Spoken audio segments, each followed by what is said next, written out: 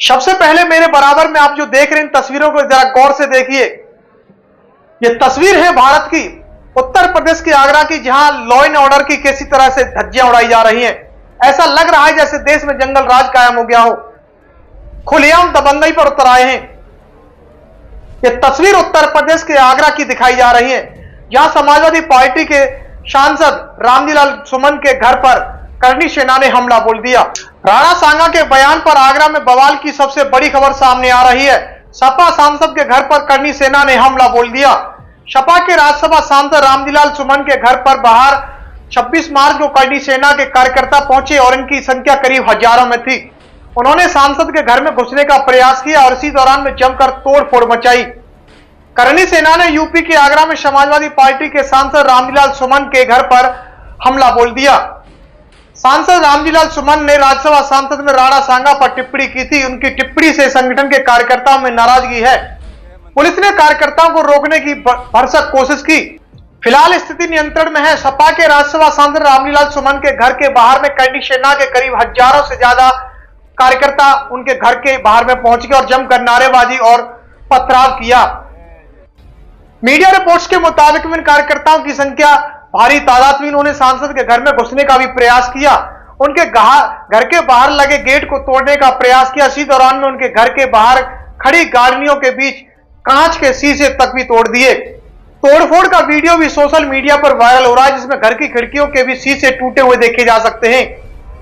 Police ने भीड़ को काबू करने के लिए लाठीचार्ज किया और इसी दौरान में पुलिस और करनी सेना के बीच में जमकर बवाल मचा। रिपोर्ट्स के मुताबिक में इस बवाल में इंस्पेक्टर हरीश पर्वत समेत कई पुलिसकर्मी गंभीर रूप से घायल हो गए हैं। मिली जानकारी के मुताबिक में करनी सेना के कई कार्यकर्ताओं को भी हिरासत में लिया है। इलाके में बड़ी संख्या में पुलिस बल तैनात है। सपा सांसद रामजीलाल सुमन ने राजपूत राजा राणा सांगा को लेकर के 21 मार्च को राज्यसभा में बयान दिया था और बयान में उन्होंने राणा सांगा को गद्दार कहा था। उन्होंने कहा था कि बीजेपी के लोगों का तकिया कलाम हो गया है। मुसलमानों में बाबर का डीएनए है।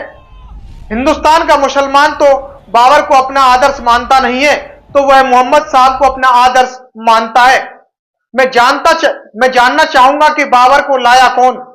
बाबर को इब्राहिम लोदी को हराने के लिए राणा सांगा लाया था। मुसलमान तो बाबर की औलाद हैं और तुम बीजेपी गद्दार राणा सांगा की औलाद हैं। यह हिंदुस्तान में तय हो जाना चाहिए। बाबर की तो आलोचना करते हुए राणा सांगा की आलोचना नहीं करते। समाजवादी पार्टी के सांसद रामजीलाल सुमन के इस बयान को लेकर के सियासत तेज हो गई। हालांकि इसके बाद में उन्होंने 24 मार्च को अपने बयान पर सफाई दी थी। अपनी सफाई में रामजीलाल सुमन ने कहा था कि संसद में गृह मंत्रालय के कामकाज के दौरान में मैंने कहा था कि हिंदुस्तान में बाबर को राणा सांगा ने इब्राहिम लोदी को हराने के लिए आमंत्रित किया था। मेरा उद्देश्य किसी की धार्मिक भावना को चोट पहुंचाना नहीं था, लेकिन उनके बयान का बीजेपी नेताओं के अलावा देश के कई हिंदूवादी संगठनों ने भी जमकर विरोध किया। राणा सांगा के इस बयान को लेकर के आगरा में जमकर बवाल मचा। समाजवादी पार्टी के सांसद रामजीलाल सुमन के घर पर करनी सेना ने हमला बोल दिया। इसमें कई पुलिसकर्मी भी गंभीर रूप से घायल हो गए हैं।